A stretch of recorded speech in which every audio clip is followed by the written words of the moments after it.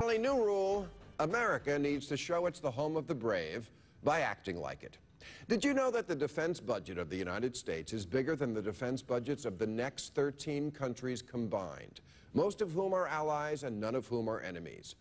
So let me ask you, if a guy on your block was so frightened of mostly non-existent prowlers that he spent all his resources on alarm systems and guns and cameras, so much so that he didn't even have enough money left to maintain his home or send his kids to college, would you call him brave? Well, tonight I'd like to take a few minutes to try and answer that question and find out just how we became such a nation of dickless armchair warriors. Starting with the story of the football hero who last night attempted to explain himself to Katie Couric, and even after years of taking vicious hits to the head, still answered her questions better than Sarah Palin did.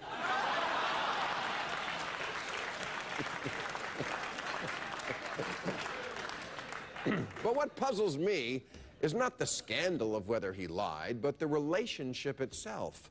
Oh, sure, what Manti had sounds attractive, a time-consuming virtual relationship where you get to talk endlessly with your girlfriend without those annoying breaks for sex.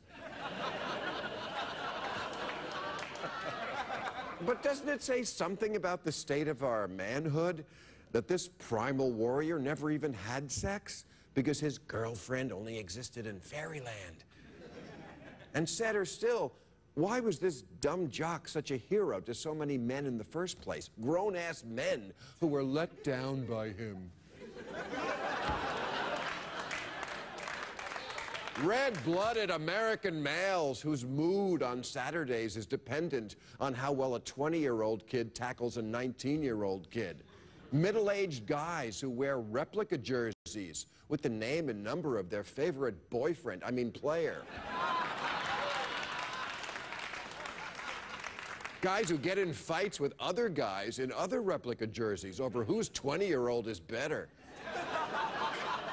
Is the relationship American men have with their sports heroes really any less weird than the one Manti had with his girlfriend? Guys sitting on the couch all day watching some figures on a screen toss around a dot? You're not a fan, you're a cat.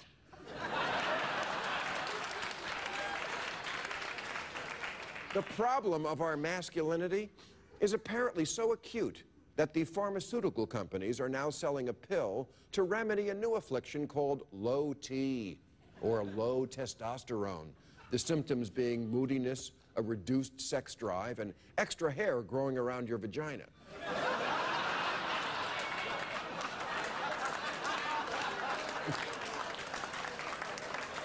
I mean, Christ, first they invented boner pills for men who wanted to fuck but couldn't. Now we need a pill to make you want to fuck in the first place. Yes, I think men are in trouble when you have to juice like Lance Armstrong just to get through your anniversary.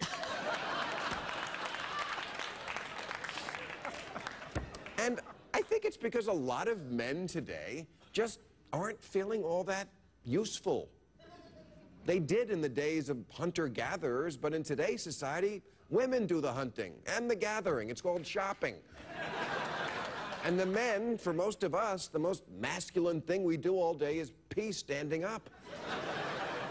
And that's why we wind up idolizing other men who do the masculine things we're not doing. Football players, soldiers, action stars who solve every problem with violence, tough guys who start wars for no reason,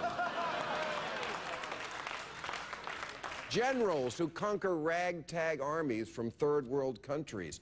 These are the vessels of our outsourced masculinity.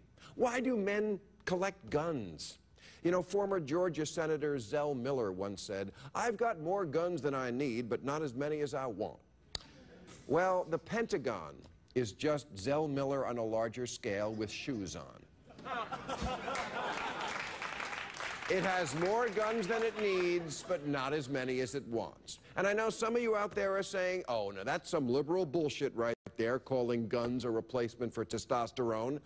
But if that's not true, how come as a man gets older, his gun always gets bigger?